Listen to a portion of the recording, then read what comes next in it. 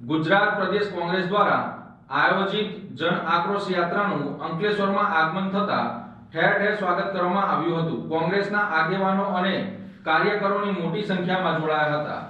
પ્રદેશ કોંગ્રેસ સમિતિ દ્વારા આયોજિત જન આક્રોશ યાત્રાનું સુરત જિલ્લામાં ભ્રમણ કર્યા બાદ ભરૂચ જિલ્લામાં પ્રવેશ થયો હતો।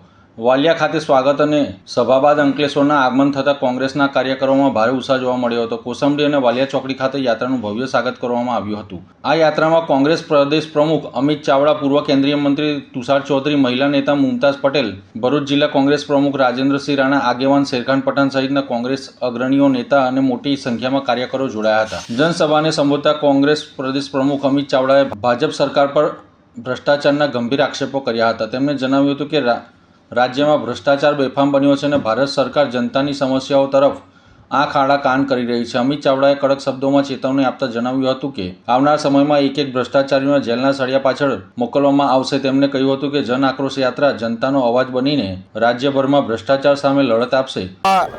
સુરત જિલ્લામાંથી ભ્રમણ કરીને ભરૂચ જિલ્લામાં અંકલેશ્વર ખાતે પહોંચી છે, ત્યારે અંકલેશ્વર નગરપાલિકા વિસ્તારના લોકોએ ખૂબ આક્રોશ સાથે જણાવ્યું કે મોટા પ્રમાણમાં નગરપાલિકા લોકો પાસેથી ટેક્સ ઉઘરાવે છે, એના પ્રમાણમાં સારા રસ્તા નથી, શુદ્ધ પીવાનું પાણી નથી મળતું, ડ્રેનેજ ને વરસાદી પાણીના નિકાલની વ્યવસ્થાઓ યોગ્ય નથી, અને સાથે સાથે ભાજપના નેતાઓ, ભાજપના પ્રમુખ અને એના પરિવારના લોકો ખુલ્લેઆમ ભ્રષ્ટાચારના પૈસા માગી રહ્યા છે। એના ઓડિયો વાયરલ થયા, એની સામે આખે લોક આંદોલન ઊભું થયું।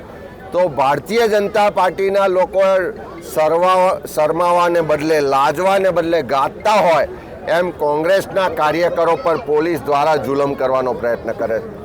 અહીંયા આગળ નગરપાલિકાના ભ્રષ્ટાચારીઓ ખુલ્લા પડ્યા, ત્યાં તાડકેશ્વરમાં પાણીની ટાંકી તૂટી પડી, એ કોન્ટ્રાક્ટરે ભાજપને લાખો રૂપિયા ડોનેશન આપ્યાનું રેકોર્ડ પર આવ્યું। આખા ગુજરાતમાં ભ્રષ્ટાચારીઓ જે ભાજપના મળતિયાઓ છે એ ખુલ્લા પડી રહ્યા છે। આવનારા દિવસોમાં એક એક ભ્રષ્ટાચારીને શોધીને જેલના સળિયા પાછળ મોકલીશું, અને આ ગુજરાતના લોકો જાગી ગયા છે। હવે એક પણ ભ્રષ્ટાચારીની ખેર નથી, એક ભ્રષ્ટાચારીઓને ખુલ્લા પણ પાડીશું અને સજા કરાવવા માટે લોકોની સાથે રહીને લડત પણ લડીશું।